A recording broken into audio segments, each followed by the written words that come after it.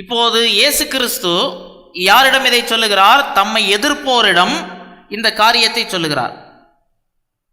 பிரதான ஆசாரியனிடம் சொல்லுகிறார், நீ தேவனுடைய குமாரனாகிய கிறிஸ்துதானா? தேவனுடைய குமாரன், தேவனுடைய முழு தன்மை பொருந்திய ராஜா தானா என்று கேட்டால் அவர் சொல்லுகிறார், நீ சொன்னபடிதான் என்று சொல்லிவிட்டு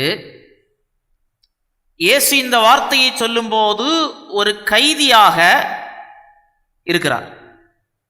அதற்கு முன்பதாகவே பல துன்புறுத்தல்களை சந்தித்திருக்கிறார்.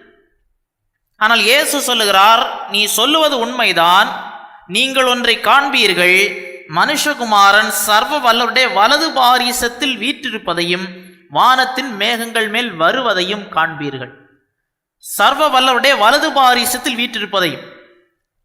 சங்கீதம் 110 என்ன சொல்லியிருக்கு? நான் உமது சத்துருக்களை உமக்கு பாதபடியாக்கி போடும் வரைக்கும் நீர் எனது வலது பாரிசத்தில் உட்காரும் என்று கர்த்தர் என் ஆண்டவரோடே சொன்னார். பிதாவாகிய தேவனுக்கும் குமாரனாகிய தேவனுக்கு நடைபெற்ற ஒரு உரையாடல். உம்முடைய சத்துருக்கள் எல்லாம் உமக்கு காலின் கீழாக்கப்படுகிற வரைக்கும் நீர் என்னுடைய வலது பாரிசத்தில் உட்காரும் என்று பிதா தாவீதின் ஆண்டவரை பார்த்து சொன்னார். அந்த தாவீதின் குமாரனாக தான் இயேசு வந்தார். பைபிளை ஒழுங்காக வாசிக்காதவர்களுக்கு இது ஒன்றும் புரியாது. அந்த பைபிளை முழுமையாக அந்த பழைய ஏற்பாட்டிலே முன்னறிவிப்பு இவைகளை தெரிந்தால்தான் இந்த காரியங்களை புரிந்து கொள்ள முடியும். ஆனால் இயேசு கிறிஸ்து இந்த வார்த்தையை சொல்லும்போது இவர்களுக்கு உடனே புரிந்து விட்டது. 65 வசனம், அப்பொழுது பிரதான ஆசாரியன் தன் வஸ்திரங்களை கிழித்து கொண்டு இவன் தேவ தூஷணம் சொன்னான், இனி சாட்சிகள் நமக்கு வேண்டியதென்ன? இதோ இவன் தூஷணத்தை இப்பொழுது கேட்டீர்களே. தேவ தூஷணம் என்றார்கள். என்ன?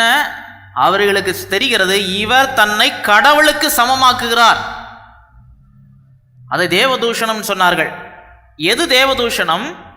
கடவுள் இல்லாத ஒருவர் தன்னை கடவுளாக சொன்னால் தேவதூஷணம். கடவுளாக கர்த்தராக இருக்கக்கூடியவர் நான் கர்த்தர் என்று சொல்வது தேவதூஷணம் அல்ல. அந்த இடத்துல அவர்கள் பாவம் செய்தார்கள்.